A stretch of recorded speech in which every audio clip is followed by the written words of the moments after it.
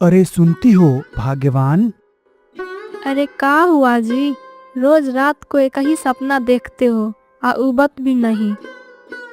अरे का बताएं, बड़ा अजीब सपना आ रहा है। एक औरत हमरा सपना में आए रही, हमका वीर प्रताप कहकर पुकारत रही। तो तोरा का लागत है कि तू पिछला जन्म में कोनो राजा बाजा रहा? अब छोड़ा ये सब फालतू बात के, आ जाके सो जा। इतना कहकर सुगनी चैन से सो जाती है, लेकिन राम सेवक की आंखों से तो मानो कि जैसे नींद ही उड़ गई हो।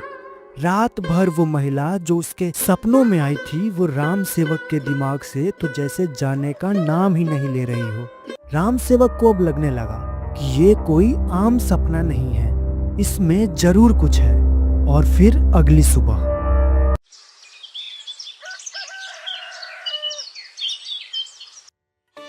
ए जी, कहाँ जावत हो? और आज खेत पर न जावे के रहा, जो भोरे भोरे नया कपड़ा पहन के हीरो बनत हो। अरे नहीं रे सुगनी, मेरा तबीयत कुछ ठीक नहीं है, तो मैं आज शहर जा रहा हूँ डॉक्टर साहब से मिलने। हाँ हाँ, आजकल करमजल्ली के सपना को ज्यादा ही देखत हो। जाओ, बाकी जल्दी आ जाना, आज तुम्हारे खातिर पुआ पकवान बनाऊंगी। ठीक है, अब तुम भी खेत पर जाओ, मैं भी डॉक्टर साहब से मिलके आता हूँ। राम सेवक अपनी पत्नी से झूठ बोल देता है कि उसकी तबीयत ठीक नहीं है और वो शहर जा रहा है डॉक्टर से मिलने, लेकिन वो शहर नहीं जाता। वो अपनी ही गांव के एक सिद्ध संत बाबा के यहाँ जाता है और अपने सपनों के बारे में बाबा से बताता है। समस्या तो बहुत गंभीर है राम सेवक। इस अजीब सपना के कारण मैं रात भर नहीं सो पा रहा हूँ बाबा जी। देखो राम सेवक, कुछ सपने केवल सपने नहीं होते, कुछ यादें होती है जो आत्मा तक घुसी रहती हैं। आत्मा? यादें?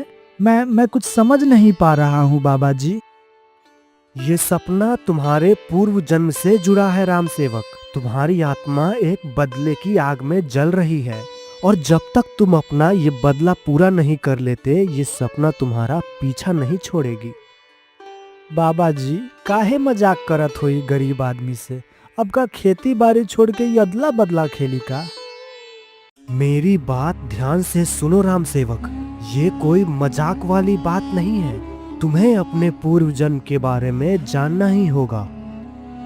जी गुरुदेव, मैं समझ गया, लेकिन इसके लिए मुझे क्या करना होगा? इसके लिए तुम्हें उस सुनसान कुएं के पास जाना होगा जहां वर्षों से दिन में भी कोई नहीं गया। तो वहां मैं कैसे जा सकता हूं गुरुदेव? बचपन से ही सुना है कि उस कुएं के पास कोई भूतनी रहती है, इसलिए वहां कोई नहीं जाता। अगर मैं वहां जाऊंगा तो वो भूतनी तो मुझे मार ही डालेगी गुरुदेव।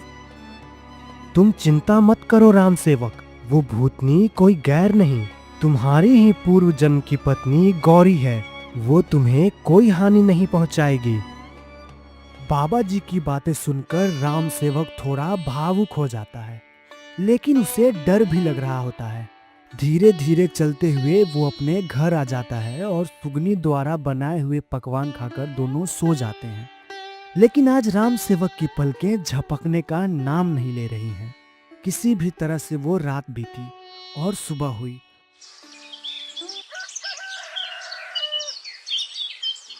और वो दिन आया जिस दिन राम सेवक को अपने जीवन की सबसे बड़े रहस्य से पर्दा उठने वाला था। आज फिर से कहाँ जावत हो? का कल डॉक्टर से नहीं मिल रहा? अरे नहीं रे, डॉक्टर से तो कल ही मिल लिया था, लेकिन आज मुझे कुछ बहुत जरूरी काम है, इसलिए मैं बाहर जा रहा हूँ। आने में भी देर हो सकती है। हाँ, तो लागत है कि जरूर कुलक्षणी ने सपने में ही कोनो जादू टोना कराई दी। आजकल काम में तोहार मन नहीं लागत है। नहीं रे सुगनी, ऐसी कोई बात नहीं है। हाँ तो ठीक है, आज भर खूब मौज कर लो, काल से तो उहे खेत में ही घास काटे के हुई। ये बोल के सुगनी खेतों की ओर चल देती है और राम सेवक भी उस सुनसान कुएं की ओर बढ़ता है, अपने मन में ढेरों सवाल लिए। वो जैसे जैसे कुएं के पास बढ़ रहा था, उसकी धड़कनें तेज होती जा रही थी और बढ़ रही थी सवालों की वो संख्या जो कि वो अपने पूर्व जन्म की पत्नी गौरी से पूछने वाला था। आखिरकार वो समय आ गया। राम सेवक उस कुएं के पास पहुंच गया जहां पर वर्षों से कोई नहीं गया था। वहां पहुंचकर राम सेवक को ऐसा लग रहा था जैसे कि मानो वो समय से 100 साल पीछे चला गया हो। फिर अचानक उस कुएं से एक आवाज आई। वीर प्रताप, आप आ गए। आपने आने में कितनी देर कर दी। मैं कब से यहाँ आपका इंतजार कर रही थी। गौरी, मैं आपको देख क्यों नहीं पा रहा हूँ गौरी, कृपया करके आप मेरे सामने आइए। फिर उस कुएं से धीरे धीरे वो महिला बाहर आती है। उसको देखते ही राम सेवक चौंक जाता है, क्योंकि ये वही महिला थी जो हर रोज राम सेवक के सपनों में आती थी।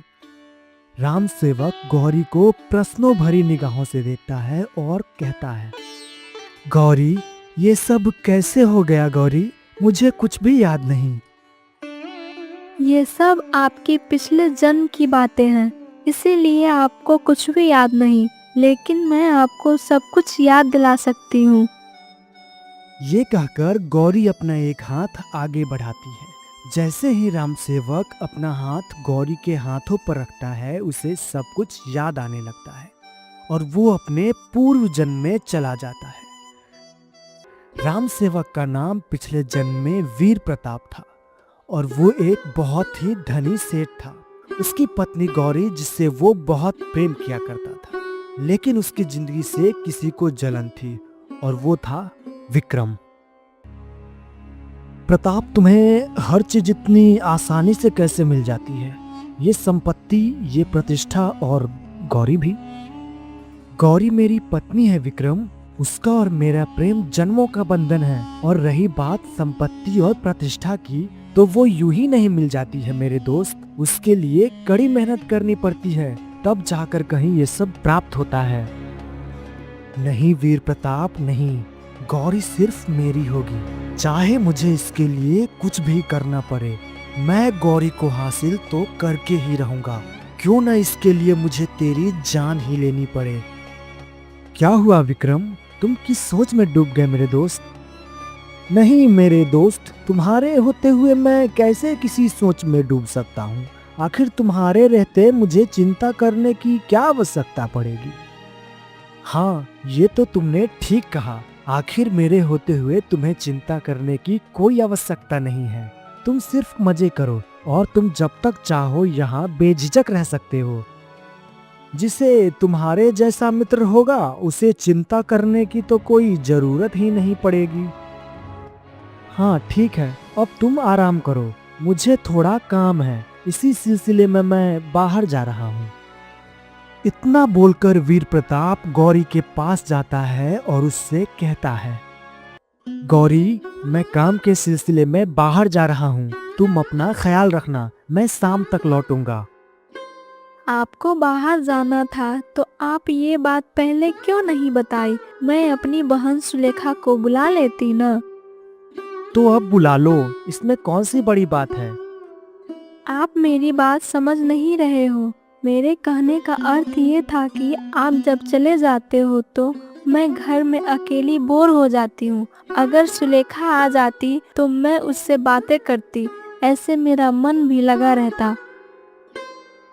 हाँ, बोल तो तुम सच ही रही हो, लेकिन अब क्या ही कर सकते हैं। कोई नहीं, मैं जल्दी आने की कोशिश करूँगा। वैसे भी विक्रम है ना, फिर क्या चिंता करना। सुनिए जी, मैं आपसे कह देती हूँ, मुझे विक्रम की रवैया कुछ ठीक नहीं लगता। जब देखो तब मुझसे मजाक करते रहता है और यही बात मुझे बिल्कुल नहीं भाती है। अरे गौरी, तू उसके मजाक को दिल पे क्यों लेती हो? वो सिर्फ तुमसे मजाक ही करता है और कुछ नहीं। अब मैं चलता हूँ। इसके बाद वीर प्रताप अपने किसी काम के सिलसिले में बाहर चला जाता है और गौरी अपने घर के कामों में लग जाती है कि तभी उसके कमरे में अचानक विक्रम आ जाता है। क्यों गौरी, मैं भी तेरे कामों में कुछ मदद कर दूं क्या? नहीं, मुझे तेरी मदद की कोई आवश्यकता नहीं है। और हाँ, आइंदा मेरे कमरे में आने से पहले 10 बार सोच लेना। तू इतना गुस्सा क्यों करती है? अगर तुम मुझसे शादी की हुई होती तो मैं तुझे रानी बनाकर रखता।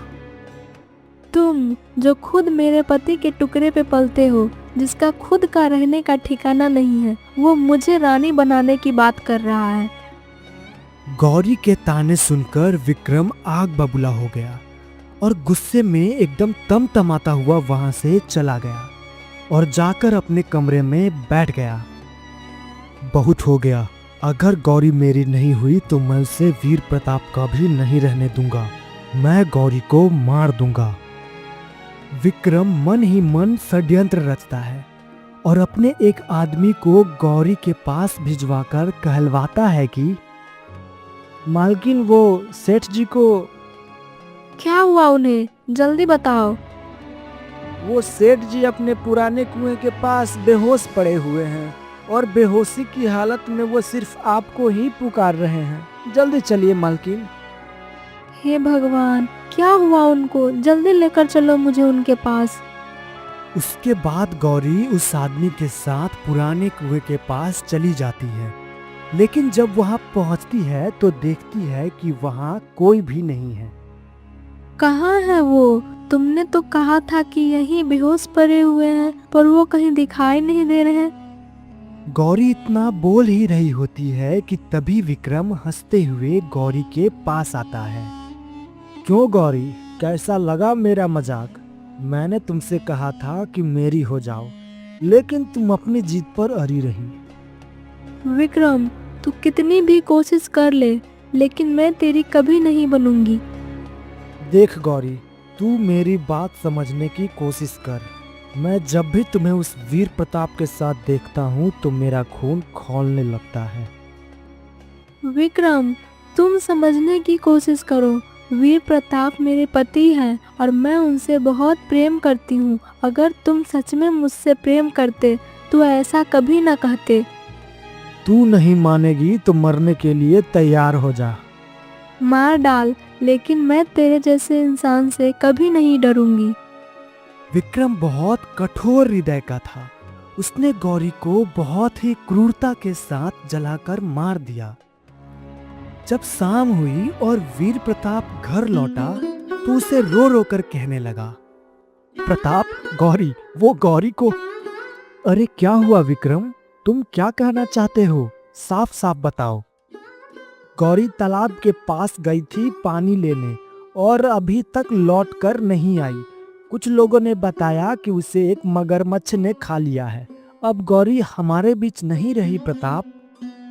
ये तुम कैसी बातें कर रहे हो विक्रम? आखिर गौरी को पानी लाने की क्या आवश्यकता होगी जो वो तालाब के पास जाएगी?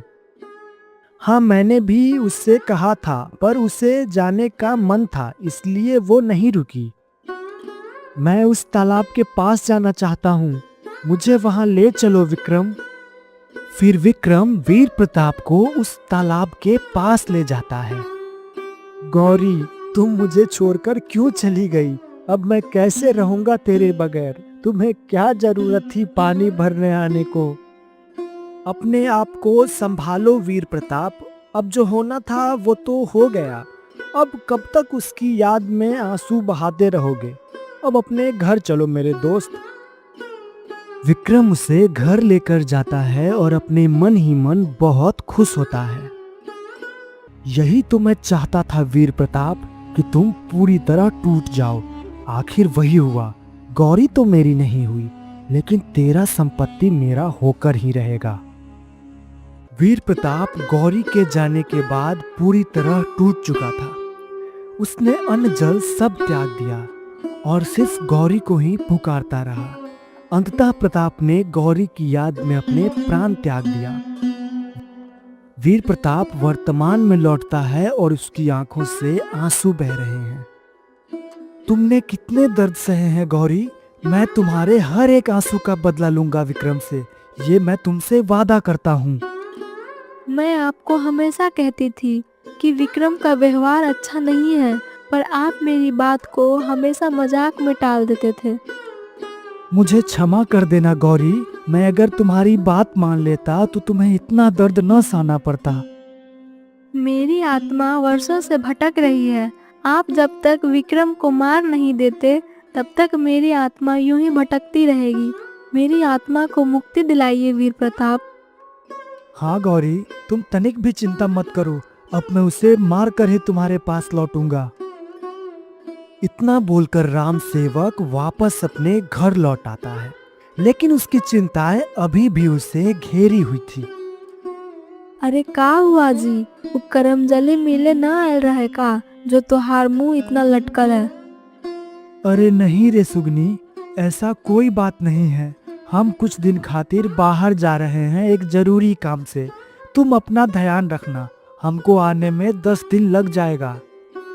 ई तू का कहत बारा हो?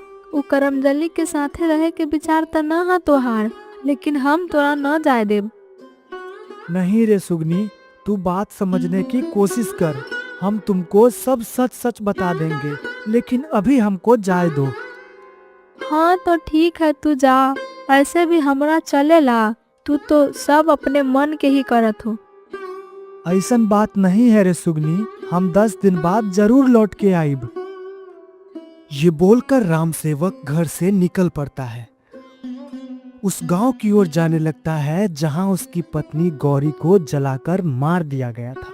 राम सेवक जैसे ही उस गांव में प्रवेश किया, उसकी सारी पुरानी यादें ताजा हो गईं। ये वही जगह है जहां मेरी गौरी को जलाया गया था और ये कह दिया गया था कि मगरमच्छ ने खा गया उसे। मैं आ गया हूं विक्रम, पिछले जन्म के सारे हिसाब किताब करने तुमसे। इसके बाद राम सेवक सीधा अपने पुराने घर पहुंचता है, जहां वो देखता है कि विक्रम बैठा हुआ है। राम सेवक उसके पास जाता है। आप ही विक्रम सेठ हो क्या? हाँ भाई, मैं ही विक्रम हूँ, लेकिन आप ये क्यों पूछ रहे हो? और आपको तो मैंने पहले कभी इस गांव में नहीं देखा। आप कोई बाहर के आए हुए लगते हो। हाँ, आप बिल्कुल सही कह रहे हैं। मैं इस गांव का नहीं हूँ। मैं बादलपुर गांव से आया हूँ काम के सिलसिले में। मुझे रहने का ठिकाना चाहिए था, तो किसी ने आपके यहाँ का पता बताया है। हाँ हाँ भाई, तुम बिल्कुल रह सकते हो। तुम्हें जितना दिन मन करे उतना दिन रह सकते हो। तुम मेरे यहाँ के अतिथि हुए। आपका बहुत बहुत धन्यवाद विक्रम भाई। इसमें धन्यवाद की क्या बात है?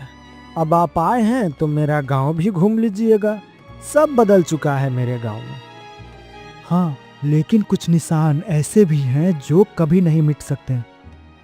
राम सेवक घर में इधर उधर घूमता है और पुराने सामान, तस्वीरें, दीवारों के निशान को देखता है, जो सब उसके अतीत की यादें हैं।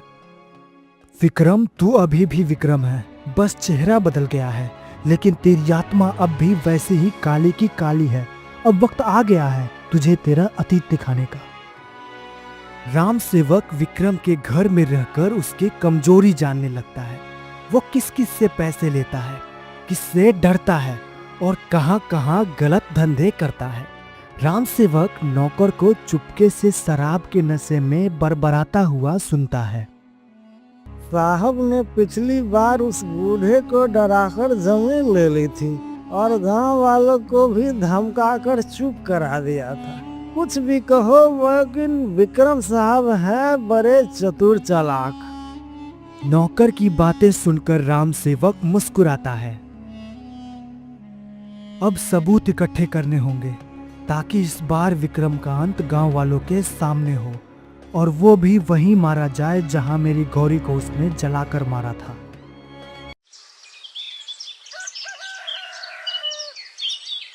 अगले दिन राम सेवक और विक्रम चाय की टपरी पर बैठे हुए थे। तो राम सेवक भाई, आपको हमारा गांव कैसा लगा? गांव तो बढ़िया है, पर कुछ चेहरों में मुझे बहुत पुरानी कहानी छुपी हुई लगती है। विक्रम हंसता है, लेकिन थोड़ा असहज हो जाता है। फिर अगले दिन राम सेवक गांव में टहल रहा था कि तभी उससे एक बूढ़ा व्यक्ति मिलते हैं। राम सेवक उनसे बातें करने लगता है। वो विक्रम न बड़ा दबंग है, कई लोगों की जमीन हड़प ली है उसने। पर उसे डर से कोई भी कुछ नहीं कहता। तो आप लोगों ने मिलकर उस पर आवाज क्यों नहीं उठाई? अरे बेटा, किसमें इतनी हिम्मत है कि उसके खिलाफ कोई भी आवाज उठा सके? उसके खिलाफ कोई ठोस सबूत नहीं है जिससे उसका पर्दाफाश हो सके? एक खाता बही था पुराने पटवारी के पास, पर उसका अब कुछ पता नहीं। अगर उसका पता लग जाए तो शायद उसके खिलाफ सारे सबूत मिल जाएंगे। अब समझ आया, तू आज भी वैसा ही है विक्रम। अब तो तेरा काला चेहरा सबके सामने लाना ही होगा। राम सेवक वापस विक्रम के घर आ जाता है और रात होने का इंतजार करता है। जब रात होती है तो विक्रम के कमरे के बाहर राम सेवक एक पुरानी आवाज बजाता है, गौरी की गुनगुनाहट, जिसे सुनकर विक्रम चौंक उठता है। ये आवाज? वहां कोई नहीं होता है, लेकिन पुराने जमाने की एक चुनरी नीचे गिरी होती है। ये यहाँ कैसे आई? ये तो गौरी की चुनरी है। अगले दिन ये बात पूरे गांव में फैल गई। विक्रम के घर में कुछ अजीब अजीब हो रहा है। रातों को अजीब आवाजें आती है। लाल चुनरी हवा में उड़ती हुई भी दिखाई दी है।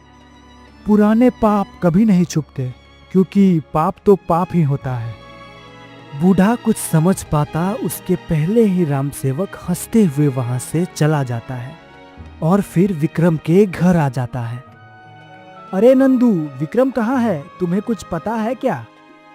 नहीं राम सेवक जी, साहब कहाँ गए हैं ये मुझे नहीं पता। नंदू ये बोल ही रहा होता है कि तभी विक्रम वहां आ जाता है। क्या हुआ राम सेवक भाई, कोई समस्या तो नहीं? नहीं, मुझे कोई समस्या नहीं है। मैं तो बस ऐसे ही पूछ रहा था। ठीक है, मैं अब थोड़ा आराम करने जा रहा हूँ।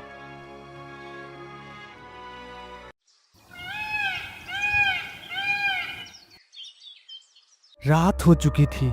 सभी अपने अपने कमरे में जाते हैं। विक्रम अकेले सो रहा है। तभी खिड़की अपने आप खुलती है और एक ठंडी हवा का झोंका कमरे में आता है।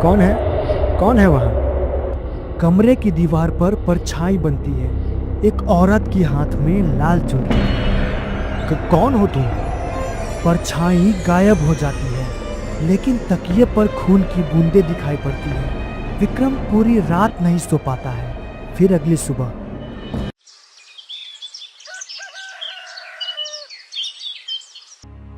नंदू, तूने किसी को देखा था आज रात में? नहीं साहब, पर घर के पिछवाड़े से किसी औरत के रोने की आवाज आ रही थी। विक्रम घबरा गया था। उसके चेहरे पर डर साफ झलक रहा था। और दूसरी ओर राम सेवक गांव की एक पुरानी दादी से बातें कर रहा होता है। इस गांव में कोई औरत बरसों से रात को कुएं के पास रोती है। लाल चुनरी उड़ती रहती है। लोग कहते हैं उसको किसी ने जलाकर मार दिया था।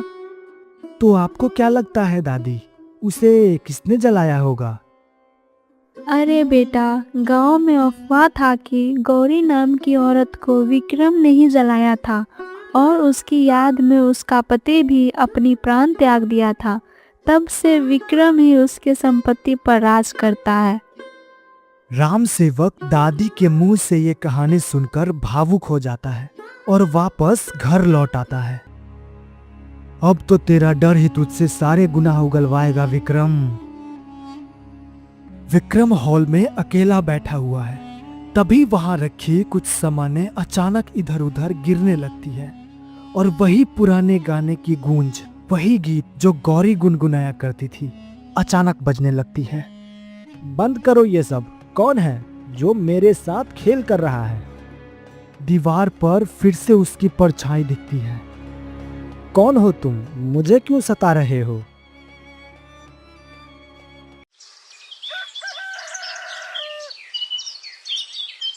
अगली सुबह राम सेवक चाय की टपरी पर बैठा हुआ है। विक्रम थका हारा और बेचैन सा वहां आता है। राम सेवक भैया, आपको ऐसा नहीं लगता कि इस घर में कुछ है? कभी कभी आत्मा भी वापस आती है अपना बदला लेने। आपने कभी किसी के साथ बुरा किया होगा, इसलिए वो बदला ले रही होगी। विक्रम कुछ भी नहीं बोल पाता। ये देख राम सेवक उससे पूछता है, क्या आपने कभी किसी के साथ बुरा किया था क्या? मैं नहीं तो मैं भला ऐसा क्यों करूंगा ना। अच्छा, तो लगता है आपको बिना किसी वजह के ही सताया जा रहा है। विक्रम राम सेवक को बिना कुछ कहे वापस अपने घर लौट आता है और जाकर सो जाता है। फिर वो सपने में देखता है वही गहरी रात, लाल चुनरी, कुएं के पास से गौरी के चीखने की आवाज। तुमने मुझे मार दिया, अब कोई नहीं बचोगे, सब के सब मरोगे। विक्रम अचानक चौंक कर उठता है, पसीने से भींगा हुआ। ओह, तो ये सपना था, मैं तो डर ही गया था।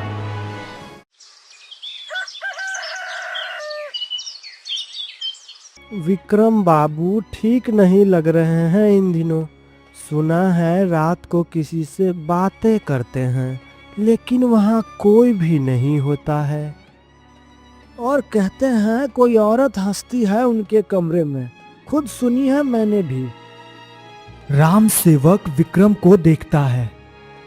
कुछ खोया हुआ मिल जाए तो डर लगना स्वाभाविक है विक्रम, पर जब कुछ खोया हुआ तुम्हारा पीछा करने लगे तो समझ लो कि हिसाब किताब शुरू हो गया है। क्या कहना चाह रहे हो तुम? बस इतना कि हर कुआं गहरा नहीं होता, कुछ कुआं दिल जितने ही गहरे होते हैं और उनमें दफन होते हैं राज। तुम्हारी बातें बहुत ही रहस्यमयी है, इसे समझ पाना मेरे बस की बात नहीं। विक्रम अपने कमरे में चला जाता है कि तभी उसे लगता है कि पीछे कोई है। जब वो पीछे देखता है तो उसे गौरी की परछाई दिखती है। नहीं, तुम तो मर चुकी हो। विक्रम लड़खड़ाते हुए राम सेवक के पास जाता है, आंखें सूजी हुई, चेहरा पीला और डर से कांपता हुआ। राम सेवक भैया, मैं ठीक नहीं हूँ, मेरे साथ बहुत अजीब अजीब चीजें हो रही हैं। क्या हुआ विक्रम भाई, कोई सपना देखा क्या? सपना नहीं, हकीकत। मैं अब नींद नहीं ले पा रहा हूँ। कोई है ऐसा लगता है जैसे मेरे पीछे। जब पीछे देखता हूँ तो कोई नहीं होता। कभी कभी कुछ रूहें अधूरी रह जाती हैं विक्रम, और वे लौटती हैं अपना बदला लेने के लिए। तो तुम जानते हो ये सब क्या है? किसका साया है मेरे पीछे? आप खुद बताइए, आपको क्या लगता है किसका हो सकता है? मुझे नहीं पता, शायद गौरी। राम सेवक के चेहरे पर एक पल को नफरत झलकती है, लेकिन तुरंत खुद को काबू कर लेता है। अगर सच में वही है तो सोचिए क्यों आई होगी। आखिर ऐसा क्या बिगाड़ा था आपने उसका? मैंने उसे धोखे से बुलाकर जलाकर मार दिया था। पर आपने ऐसा क्यों किया था? क्या आपको गौरी से कोई दुश्मनी थी? हाँ, मैं उसे हासिल करना चाहता था, लेकिन वो सिर्फ वीर प्रताप को चाहती थी। मैंने उसे कितनी बार समझाने की कोशिश की, पर वो नहीं मानी।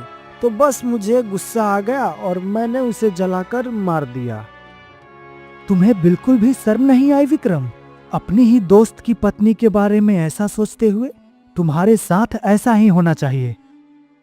विक्रम राम सेवक के आगे हाथ जोड़कर गिड़गिड़ाने लगता है। भाई मुझे बचा लो, मैं अब और नहीं सह सकता, मैं टूट चुका हूँ।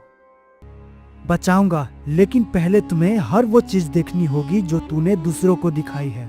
डर, धोखा और दर्द, उसके बाद ही तुम्हें छुटकारा मिलेगा। राम सेवक की मुस्कान अब बदले की आग में बदल चुकी है।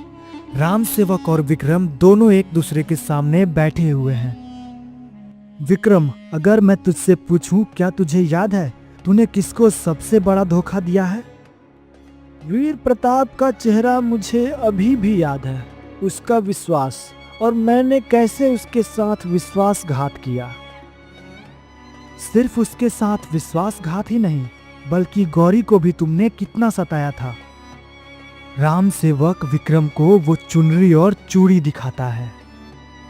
विक्रम, तुझे याद है, ये वही चूड़ी और चुनरी है जो गौरी ने पहले करवा चौथ पे पहनी थी। विक्रम कांप जाता है और उसकी आंखों से आंसू बहने लगते हैं। तूने उसे कैसे धोखे से बुलाया था विक्रम? तूने मुझे भी धोखा दिया, अपने बचपन के दोस्त को, जिसने तुझ पर आंख बंद करके भरोसा किया। इसका मतलब तुम वीर प्रताप हो, पर तुम तो मर चुके थे। हाँ विक्रम, और ये मेरा पुनर्जन्म हुआ है और अब मैं तेरा काल बनकर आया हूँ, अपनी गौरी के हर एक आंसू का बदला लेने। कैसे तूने मुझसे झूठ कहा था कि गौरी को मगरमच्छ ने खा गया है? मुझे क्षमा कर दो प्रताप, मैं पागल हो गया था। तुमसे अंदर ही अंदर नफरत करने लगा था मैं, क्योंकि तुम्हें सब कुछ इतनी आसानी से जो मिल गई थी, और गौरी भी मुझे बहुत पसंद थी, लेकिन उसकी शादी तुमसे हो गई। अगर ये बात तूने मुझसे कहा होता तो मैं खुद तुम्हारी शादी गौरी से करवा देता, लेकिन तुमने तो सब बर्बाद कर दिया। मुझे माफ कर दो वीर प्रताप, मुझे माफ कर दो। माफ कर दूं? और तुझे? तो उस वादे का क्या होगा जो मैंने गौरी से किया है? मैं जब तक तुझे मारूंगा नहीं, तब तक मेरी गौरी की आत्मा को शांति कैसे मिलेगी? विक्रम वहां से भागने लगता है और गांव वालों से अपने जीवन की भीख मांगने लगता है। मुझे बचा लो चाचा, नहीं तो ये मुझे मार डालेगा। तुम्हें मरने में ही भलाई है विक्रम। तेरी वजह से गांव वाले हमेशा डर के साए में रहते हैं, और गौरी के साथ जो तूने अन्याय किया है, इसके पापों की भी तो सजा तुम्हें मिलनी ही चाहिए। राम सेवक गांव वालों के सहारा मिलने के कारण विक्रम की ओर बढ़ता है और उसे भी गौरी की तरह जलाकर मार देता है। तुम्हारा बहुत बहुत धन्यवाद बेटा। आज से तुम्हारी वजह से हम सब गांव में बिना किसी दबाव और बिना किसी डर के जी पाएंगे। राम सेवक वहां से निकलता है और सीधा गौरी के पास चला जाता है। आप आ गए वीर प्रताप, अब मुझे भी यहाँ से जाने का समय आ गया है। मैंने अपना वादा पूरा किया गौरी, विक्रम को उसकी पापों की सजा दे दिया मैंने। मैं जानती हूँ, अब मुझे भी जाना होगा वीर प्रताप, अब मेरा समय पूर्ण हुआ। इसके बाद गौरी की परछाई धीरे धीरे आसमान की ओर चली गई। राम सेवक वहां से सीधा सुगनी के पास आता है और अपनी सारी कहानी बता देता है। तुमने इतना कुछ सहा और हमको एक बार भी न बताया। मैंने तुमसे कहा था ना, मैं 10 दिन में लौट आऊंगा। अब चलो मेरे पुराने वाले घर, जहां मेरी कितनी यादें जुड़ी हुई हैं। मैं अपनी आगे की जिंदगी वहीं बिताना चाहता हूँ। राम सेवक और सुगनी दोनों अपने पुराने घर चले जाते हैं, जहां उसकी पुरानी यादें बसी थी, और अब वो दोनों वहीं आनंद पूर्वक अपना जीवन व्यतीत करने लगते हैं।